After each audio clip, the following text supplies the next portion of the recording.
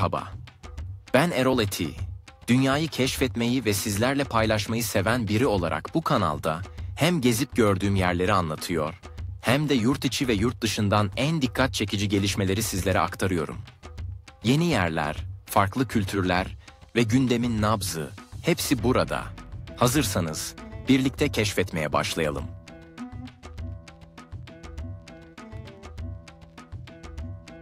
Hoş geldiniz.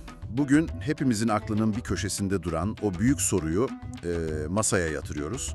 Öldükten sonra bize ne oluyor? Her şey bitiyor mu? Yoksa bu sadece bir bölümün sonu mu? Bu öyle bir soru ki elimizdeki kaynaklar adeta bir labirent gibi.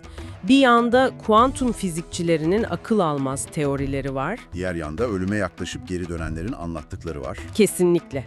Sonra binlerce yıllık dini öğretiler, filozofların kafa yorduğu argümanlar, yani herkes bir şey söylüyor. Aynen öyle. Bizim görevimiz de bu labirentte sizinle birlikte yolumuzu bulmak ve en ilginç, en şaşırtıcı köşeleri keşfetmek. Ama baştan söylemek lazım, amacımız kesin bir cevap vermek değil. Mümkün değil zaten, kim verebilir ki? Amacımız bu büyük gizem karşısında merakınızı daha da bilgili bir hale getirmek. Hazırsanız en sarsıcı yerden başlayalım diyorum. Başlayalım.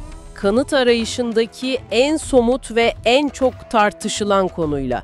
Ölüme yakın deneyimler. Kısaca NDE'ler. Nedir bu tam olarak? Bunlar kalbi durmuş, beyni çalışmayan, yani tıbben ölü kabul edilen ama bir şekilde hayata dönen insanların anlattığı hikayeler. Ve bunlar öyle tek tük olaylar da değil anladığım kadarıyla. Hiç değil. Gallup'a göre Amerika'da yaklaşık her 30 kişiden biri. Başka bir araştırmaya göre ise Batı dünyasında neredeyse her 25 kişiden biri böyle bir deneyim yaşadığını söylüyor. Bu milyonlarca insan demek. Milyonlarca. Ve anlattıkları şeyler şaşırtıcı derecede benzer. İşte o bedenin dışına çıkma hissi. Evet, bir tünelden geçme, parlak bir ışık görme. Ölmüş yakınlarıyla karşılaşma. Hep aynı temalar. Bu hikayelerin içinde bilim dünyasını en çok zorlayan, adeta bir efsaneye dönüşen bir vaka var. Pam Reynolds. Bu hikaye gerçekten de inanılmaz. Nevrizma, yani bir damar balonu vardı. Ameliyat o kadar riskliydi ki doktorlar hipotermik kalp durması denilen radikal bir yönteme başvurdular. Ne demek bu? Vücut ısısını dondurucu bir seviyeye 15 dereceye kadar düşürdüler, kalbini ve solunumunu tamamen durdurdular, beynindeki kanı boşalttılar. Bir dakika, teknik olarak ölüydü. Tamamen. Ama hepsi bu değil. Bilinçli algı ihtimalini ortadan kaldırmak için gözlerini bantladılar, kulaklarına ise saniyede 11 kez yüksek sesli tıklama sesi çıkaran kulaklıklar taktılar. Yani duyması da imkansız hale getirilmişti, sadece görmesi değil. Aynen. Ve en önemlisi, beyin aktivitesini ölçen EEG cihazı dümdüz bir çizgi gösteriyordu. Tıbben o odada olan biten herhangi bir şeyi algılaması imkansızdı. Ama algıladı. Hem de nasıl? Hayata döndüğünde ameliyatı inanılmaz detaylarla anlattı. Cerrahın bedeninin üzerinde değil, omzunun üstünden olanları izlediğini söyledi. Çok acayip. Cerrahın kafatasını açmak için kullandığı aleti, elektrikli diş fırçasına benzeyen bir testere olarak tarif etti. Ki bu doğruydu. Vay canına. Hemşirelerin kendi aralarındaki sağ kasık damarları çok küçük, diğer tarafı deneyelim konuşmasını duyduğunu söyledi. Hatta ameliyathanede arka planda çalan Eagles'ın Hotel California şarkısını bile hatırlıyordu. Ve bütün bunlar sonradan doğrulandı değil mi? Bütün bu detaylar sonradan doktorlar ve hemşireler tarafından tek tek doğrulandı. İşte bu nokta aklımı allak bullak ediyor. Bilim bize diyor ki, beyin kapalıysa bilinç de kapalıdır. Ama Pam Reynolds vakası bu denkleme uymuyor.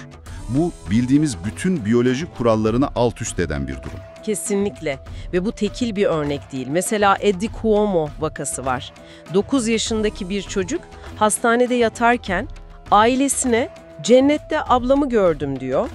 Ailesi şok oluyor çünkü 19 yaşındaki kız kardeşinin bir trafik kazasında öldüğü kimse ona söylememişti. Hatta aile kendisi bile haberi saatler sonra öğreniyor. İnanılmaz. Bir de şu meşhur seri numarası hikayesi var değil mi? Evet, o da çok çarpıcı. Kalp krizi geçirip hayata döndürülen bir hasta, uyandığında Odanın tavanına yakın bir yerdeydim ve solunum cihazının üzerinde bir seri numarası gördüm diyor. Ve numarayı söylüyor. 12 haneli numarayı söylüyor. Bir teknisyen cihazın üzerine çıkıp baktığında numaranın doğru olduğunu görüyor.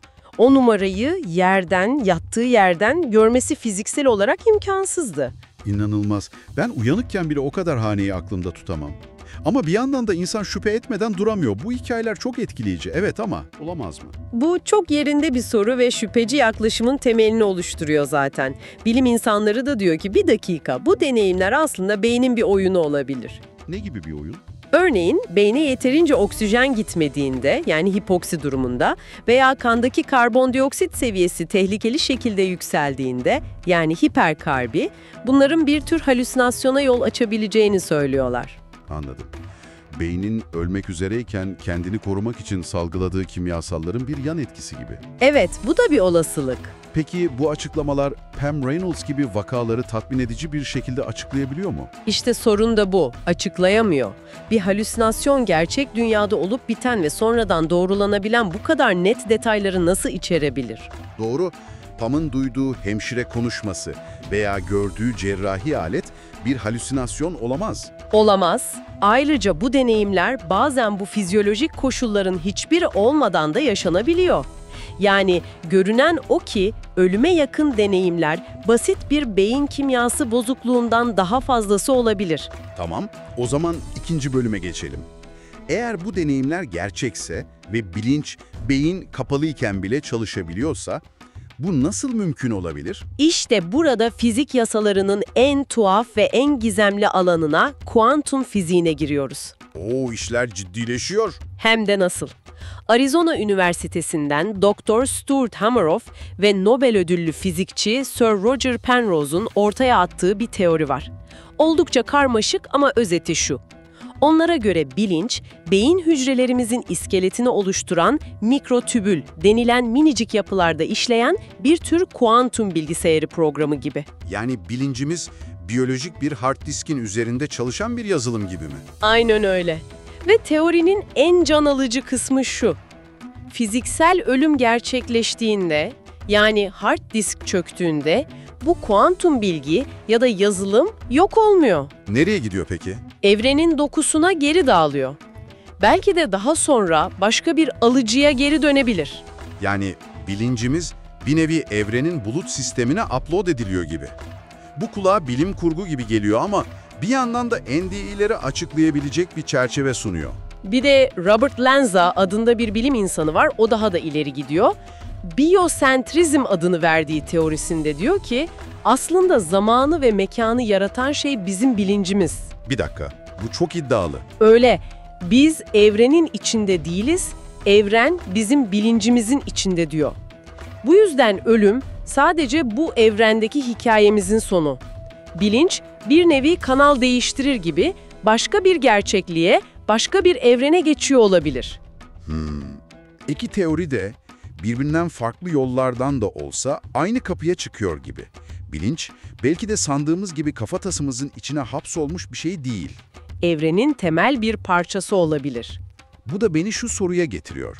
Beynimiz bilinci üreten bir fabrika mı, yoksa sadece evrende zaten var olan bir bilinci yakalayan bir alıcı mı? Bu bilincin en büyük gizemi ve Hollandalı kardiyolog Pim van Lommel'ın bu konuda harika bir benzetmesi var. Diyor ki, beyin bilinç için bir alıcıdır. Televizyonu kapattığınızda yayın durmaz. Sadece alıcı kapanır. Aynen öyle. Bu, bilincin yerel olmayan, yani non-local bir şey olduğu fikri. Tıpkı bir radyo sinyali gibi her yerde olabilir. Bu da bizi filozof David Chalmers'ın meşhur bilincin zor problemi dediği yere getiriyor. Bir elmayı gördüğümüzde beynimizde hangi nöronların ateşlendiğini, hangi kimyasalların salgılandığını açıklayabilir. Ama zor problem şu, Neden bütün bu fiziksel süreçlere bir deneyim eşlik ediyor? tam olarak bu. Neden o elmanın kırmızılığını görüyoruz, o tadı alıyoruz? Kısacası neden karanlıkta değiliz de bir bilince sahibiz? Ve bu soruya bilimin henüz bir cevabı yok. Yok. Ve bu cevapsızlık Bilincin beynin bir yan ürünü değil, evrenin kendisi gibi temel bir özellik olabileceği fikrini güçlendiriyor. Tamam, bilim ve felsefenin modern ucu zihnimizi epey zorladı. Peki insanlık binlerce yıldır bu soruyla nasıl başa çıkmış?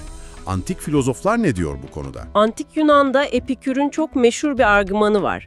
Diyor ki, ölümden korkmak anlamsızdır. Çünkü sen varken ölüm yoktur, ölüm varken de sen yoksun. Kulağa çok mantıklı geliyor. Yani tecrübe edemeyeceğin bir şeyden niye korkasın ki? Diyor aslında. Onun öğrencisi Lucretius da bunu bir adım ileri taşıyor ve simetri argümanını ortaya atıyor. Çok basit bir mantığı var. Nasıl? Diyor ki, doğmadan önceki sonsuz karanlıktan korktun mu? Hayır. O zaman öldükten sonraki sonsuz karanlıktan neden korkuyorsun? İkisi de aynı madalyonun iki yüzü. Bu beni bir an için rahatlattı ama sonra aklıma Thomas Nagel'ın karşı argümanı geldi. O bu fikre pek katılmıyor.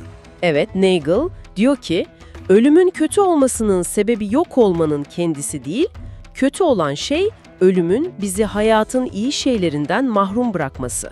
Bu bana çok mantıklı geliyor. Ölümün kendisinden değil de okuyamayacağım kitapları, göremeyeceğim filmleri, sevdiklerimle yapamayacağım o pazar kahvaltısını kaçırmaktan korkuyorum aslında. Mahrum kalma fikri, evet. Can sıkıcı olan o. Kesinlikle. Peki, felsefeden çıkıp milyonlarca, hatta milyarlarca insanın yüzyıllardır sığındığı limanlara, yani inanç sistemlerine gelelim. Doğu dinlerine baktığımızda özellikle Hinduizm ve Sihizm'de reenkarnasyon yani yeniden doğuş fikri merkezde. Buna göre Atman denilen ölümsüz bireysel ruh bedenin ölümüyle yok olmuyor. Ve yeni bir hayata başlıyor. Evet, karma yasasına göre yeni bir bedende yeni bir hayata başlıyor. Bu bir döngü. Budizm'de durum biraz daha farklı sanırım. Onlar sabit bir ruh fikrine pek sıcak bakmıyorlar, değil mi? Doğru. Budizm'de anatta yani ruhsuzluk öğretisi var. Onlara göre sabit, değişmez bir ben ya da ruh yok. Bilinç sürekli değişen bir nehir gibi. Ölümle birlikte bu nehri oluşturan enerji ve eğilimler dağılıp yeni bir varoluşu başlatıyor. Yani aynı ruh geri gelmiyor ama bir devamlılık söz konusu. Aynen öyle. Bir sebep-sonuç ilişkisiyle devam eden bir bilinç akışı var. İbrahimi dinlere yani Yahudilik, Hristiyanlık ve İslam'a geldiğimizde ise hikaye tamamen değişiyor. Evet, burada bir döngüden değil, tek seferlik bir hayattan ve sonrasında gelen ebedi bir sonuçtan bahsediyoruz. Hristiyanlık ve İslam'da genel kanı, ölümden sonra ruhun bedenden ayrıldığı ve kişinin dünyadaki inanç ve eylemlerine göre Yargılanarak cennet veya cehenneme gittiği yönünde. aynen. Tabii bu dinlerin kendi içinde de çok farklı yorumlar var. Kimi ruhun hemen yargılandığına, kimi de kıyamet gününe kadar bir tür uyku halinde beklediğine inanıyor. Yahudilikte ise zamanla bir evrim görüyoruz galiba. Evet, eski ahitte Sheol adında iyi ya da kötü herkesin gittiği, gölgeli, belirsiz bir ölüler diyarından bahsedilir. Zamanla kişisel yargılanma ve iyilerin ödüllendirileceği gelecek dünya, yani Olam Haba fikri gelişiyor. Ve tabii ki bir de tüm bu ahiret anlatılarına karşı çıkan modern çağın belki de en yaygın görüşü var. Seküler veya ateist yaklaşım, bu görüşe göre bilinç, karmaşık bir makine olan beynin çalışmasının bir ürünüdür. Bir sonucudur. Evet, makine durduğunda, yani beyin öldüğünde, bilinç de bir televizyon ekranının kararması gibi kalıcı olarak sona erer. Bu görüşe göre varlığımız geride bıraktığımız etkiyle devam ediyor. Eserlerimiz, çocuklarımız ve başkalarının zihnindeki anılarla. Vay canına, kuantum fiziğinden ölüme yakın deneyimlere, antik felsefeden dünya dinlerine gerçekten baş döndürücü bir tur oldu. Peki tüm bu bilimsel kanıtlar, felsefi argümanlar ve dini inançlar yığınını inceledikten sonra akılda ne kalıyor? Bu sorunun cevabını belki de biyolog Rupert Sheldrake'in kışkırtıcı bir fikrinde arayabiliriz. Sheldrake, ölümden sonraki hayatın içinden bir türlü uyanamadığımız bir rüya gibi olabileceğini öne sürüyor. Uyanılamayan bir rüya mı? Bu ne demek tam olarak? Derin inançlarımızın, beklentilerimizin ve hatta korkularımızın şekillendirebileceğini söylüyor. Bu gerçekten düşündürücü bir fikir. Yani hayatı boyunca bilincin beyinle birlikte yok olacağına inanmış bir materyalist, mutlak bir boşluk ve karanlık rüyası görebilir. Evet. Öte yandan hayatını cennete gitme umuduyla geçirmiş dindar bir insan, kendini gerçekten de melekler ve sevdikleriyle dolu bir bahçede bulabilir. Belki de ölümden sonraki gerçeklik bizim ona yüklediğimiz anlamla şekilleniyordur. Herkesin kendi inanç sisteminin gerçekliğe dönüştüğü son derece kişisel bir deneyim olabilir. Bu da nihai soruyu size, bizi dinleyen size yöneltiyor. Eğer ölümden sonraki deneyiminizi bu hayattayken kurduğunuz beklentiler şekillendiriyorsa, siz neyi beklemeyi seçerdiniz?